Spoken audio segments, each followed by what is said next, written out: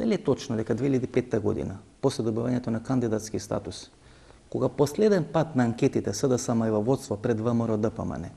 му сугерирате на Бучковски дојде на предвремени избори, не ве послушува и влага во процес на продажба не сама? Значи, повторно ќе кажам дека во тоа време бев председател на државата, може да давам сугестии, може да давам своите размислувања, меѓутоа одлуките целосно се донесуваат тука, на Бихачка, од тогашното раководство. Добро, што сугериравте? Му сугериравте ли дојде на Точно е предвремени дека избори? после добивањето на кандидатскиот статус сметав дека веднаш треба да се оди на предвремени парламентарни избори и точно е дека го отворив прашањето дали вреди да се оди со приватизацијата на ЕСМ кон Евана, ако се презема во исто време обврска кон Меѓународниот монетарен фонд дека сите пари што ќе се добијат ќе бидат оставени во девизните резерви. Зошто тогаш Македонија да остане без своето електростопанство? Логиката, според мене, беше, ако веќе се влегува во приватизација, тоа не е спорно, други држави влегува, тие пари веднаш да бидат искористени за инфраструктура повторно во енергетската сфера. Што се случи? Социјалдемократскиот сојуз ја плати политичката цена за приватизацијата на ЕСМ, а од друга страна, топтам парите беа оставени за да новата власт на ВМРО ДПМН ги троши не за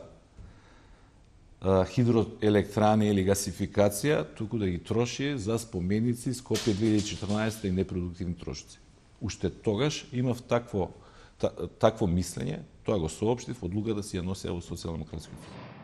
Многу интересна ова теза која Бранко Црнковски кажа, почитувани гледачи, тоа дека во врвот на СДСМ, тамо некаде есента или благата зима 2005 према 2006 година се правени одредени анализи или се правени одредени размислувања дека е потребно токму тогаш СДСМ и владата на Владо Бучковски дојдат на предвремени парламентарни избори, бидејќи за тогаш за последен пат СДСМ беше на анкетите во ВОС во однос на ВМРО ДПМН. Меѓутоа во тој момент Владо Бучковски и булументата на луѓе околу Владо Бучковски не прифаќаат одење на предвремени избори, туку влагат во процес на продажба на ЕСМ на Евана и дури подоцна одење на редовни парламентарни избори.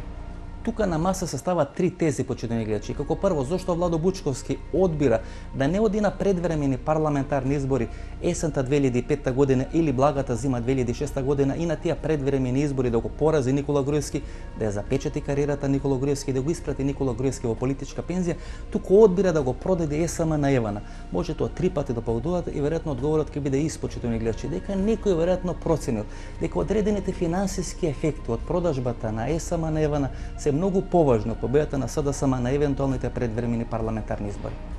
Како второ, ова по мене може би да влез во една многу добра политика на македонската опозиција и на СДСМ. СДСМ конечно на јавна сцена да расчисти со сите тие опашки кои се влечат зад неа, за олигархија, за приватизација, па дури за ова приватизација на ЕСМ која се случува некаде на 6 месеци пред парламентарните избори 2006 година. СДСМ ја плаќа политичката цена со губење на тие избори 2006 година. Меѓутоа и ден денес, секогаш кога ќе се јави прашањето на поскапувањето на електричната енергија, секогаш власта покажува со прст кон македонската опозиција и обвинува дека таа е виновна за таа продажба на ЕСМ на Евана. Веројатно СДСМ сега конечно треба да стави ред и да расчисти со сите тие опашки кои се влечат за евентуалното нивно старо владење, да расчисти со олигархијата која е денес безмалку целосно ставена на страна на ВМРО ДПМН и да расчисти со таа приватизација на ЕСМ, па дури одредените спорни приватизации на ТЕЦ Неготино кои подоцна беа ставени ад акта и на некој начин да покаже дека тоа сегашно кокетирање помеѓу Евана и владата на ВМРО ДПМН и прави штета на СДСМ и СДСМ треба конечно да каже дека Евана и власта се во коалиција